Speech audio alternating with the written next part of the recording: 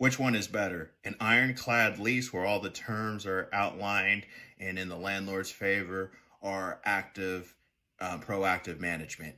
Hi, my name is Rob Wells. I'm the Landlord Boy on TikTok and YouTube.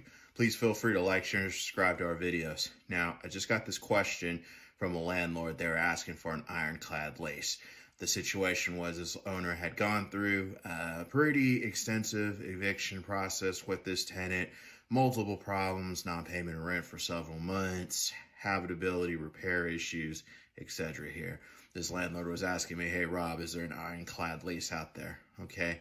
And on the channel, I've recommended a number of different forms, including the California Apartment Association forms and educational materials. I really think for a lot of mom and pop landlords managing their own single family homes or small apartment buildings, those documents are very helpful. However, to answer this question, I think proactive management that knows what they're doing, you know what the rules are, and you will act on tenant problems as they come is probably better than an ironclad lease, okay?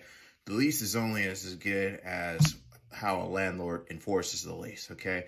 I've seen landlords with perfect leases. They have the proper Tenant Protection Act disclosures, outline when rent's due, when it becomes delinquent, and so forth.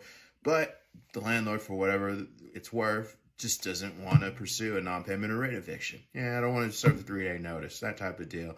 I don't want to evict the tenants. They're good people, X, Y, and Z, and they're telling me they're 8 months behind and they're falling behind on the mortgage payments and facing foreclosure, that type of deal. So, and evictions are not a pleasant thing to deal with or these problematic situations. So I think if I had the choice between one or the other, the ironclad lease or proactive management, I'm going to pick proactive management all day, every day. Okay.